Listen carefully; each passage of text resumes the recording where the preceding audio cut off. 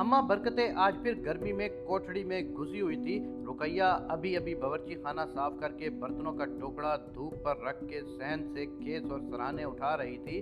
अम्मा, अम्मा फिर से अंदर घुस गई हैं। इतनी गर्मी में फिर बीमार पड़ जाएंगी। अम्मा अंदर क्या कर रही हैं? रुकैया रोशनी से अंदर दाखिल हुई तो थोड़ी देर को अंधेरे में कुछ सुझाई नहीं दिया।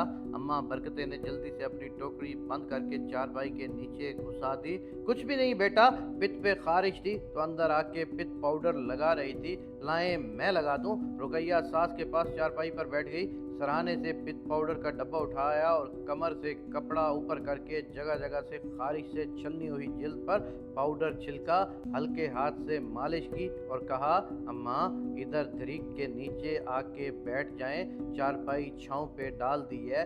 अम्मा बरकतें अपनी चारपाई के नीचे जूती उठाने के बहाने झुककर अपनी टोकरी का ताला हाथ से खींच के तसल्ली कर रही थी कि बंद है, और आहिस्ता आहिस्ता चलती हुई धरीक के नीचे चारपाई पे आके बैठ के बहू से कहा, कोई सब्जी है तो लाओ, मैं काट देती हूँ। नहीं अम्मा, आज दाल बनेगी। आज एक हफ्ता होने को आया है। हर रोज पकाने के लिए रुकैया घर से ही कुछ ना कुछ निकाल के बना रही थी।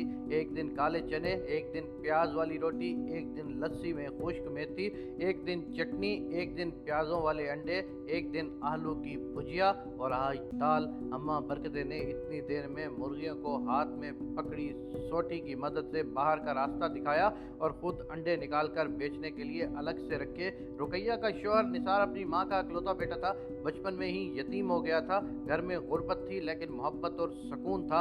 अम्मा बरकतें ने बड़ी मेहनत और मुशक्कत से अपने बेटे को पाला, मैट्रिक तक पढ़ाया, खाला के घर उसकी शादी की। अब वो 4 बेटियों और एक बेटे का बाप था और एक मिल में मुलाजमत करता था। हर महीने का आखिरी हफ्ता बहुत मुश्किल में गुजरता था। बड़ी बेटी मैट्रिक में थी और फिर बिलतरतीब सारी बहनें एक एक साल के फर्क से गवर्नमेंट स्कूल में जा रही थी। सबसे छोटा बेटा भी अब दूसरी में था। पिछले महीने अम्मा बरकतें को हैजा हो गया तो अस्पताल के चक्कर और दवाइयों के खर्चे की वजह से घर का सारा निज़ाम धर्म भरम हो चुका था। अम्मा बरकतें बेटे के झुके हुए कांधे, परेशान चेहरा और जिम्मेदारियों में घिरे हुए वजूद को देखती तो उसके दिल से बेटे के लिए दुआएं निकलती कि अल्लाह मेरे बेटे को खुले रिज्क, इज्जत और सेहत सुकून अता फरमा। निसार ने होश संभाला तो घर में गुर्बत देखी, यतीमी के दर्द को महसूस किया और माँ की मोहब्बत में खुद को महफूज पाया। जब माँ को खुद गर्मी लगती तो उसको भी आके ठंडा पानी पीने पर मजबूर कर देती। जब खुद सर्दी लगती तो निसार को ज़बरदस्ती जुराबें पहना देती। जब शादी हो गई तब भी अपने बेटे के काम अपने हाथ से करती। पहले रुकैया को बुरा लगा कि मेरे शौहर के कपड़े हैं तो मैं खुद इस्त्री करूँगी, या कोई सिलाई उधड़ी हुई है तो मैं खुद लगा सकती हूँ। लेकिन कुछ अरसे के बाद रुकैया को समझ आ चुकी थी कि सास बेचारी अपनी मोहब्बत से मजबूर होके बेटे के लिए कभी खाना बनाती है, कभी उसके कुछ और कामों में मसरूफ़ रहती है। अम्मा बरकतें का बस चलता तो बेटे की ज़िंदगी की सारी मुश्किलात अपने ऊपर ले लेती। उसकी जगह ये मिल में काम भी खुद करके आती, उसे गर्म हवा भी न लगने देती, अपने नूर व नज़र को हर परेशानी से बचा के अपने दामन में छुपा के रखती।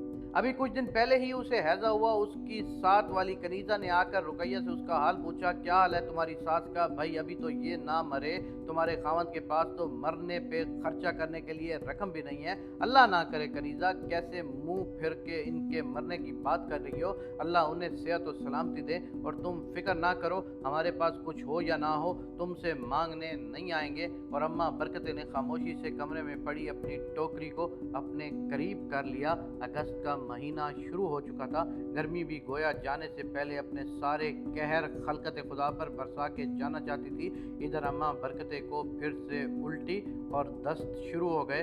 महल्ले की डिस्पेंसरी में फौरी तौर पर ड्रिप लगवाने के लिए निसार अम्मा को लेके भागा। शाम तक अम्मा बरकतें की आंखें बेनूर सी हुई जा रही थी और सांस धोंकने की तरह हो रहा था। डिस्पेंसरी वाले ने लड़के को कहा कि इन्हें फौरी तौर पर शहर लेकर जाना होगा। शहर लेकर जाने के लिए टैक्सी वाले का पता किया तो दूसरे गांव का एक ड्राइवर गाड़ी पे ले जाने के लिए तैयार हुआ, लेकिन 3000 उसे एडवांस चाहिए था पेट्रोल के लिए।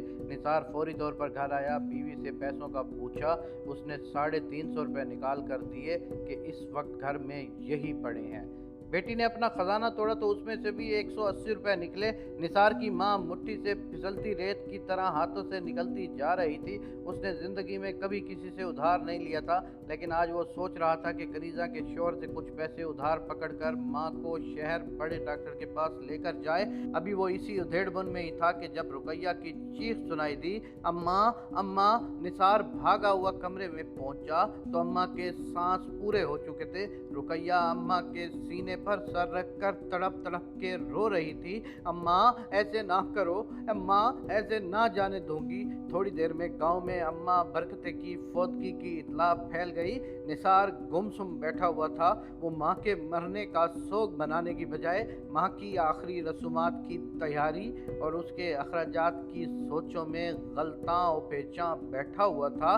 जब बड़ी बेटी ने आके छोटी सी पोटली निसार के हाथ में पकड़ाई और बताया, दादी ने मरने से एक दिन पहले मेरे से एक टोकरी का थाला खुलवा कर ये पोटली मुझे दी थी और कहा था कि अगर मैं मर जाऊं तो ये अपने अब्बा को दे देना और उसे तुम्हारे अब्बा के अलावा और कोई ना खोले, और बताना कि मेरा कफन और बाकी चीज़ें मेरी टोकरी में मौजूद है।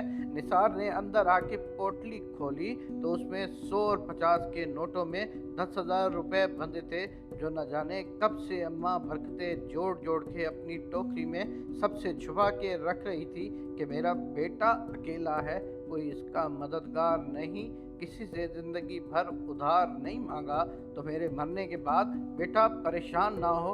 अब निसार धाड़े मार मार के रो रहा था।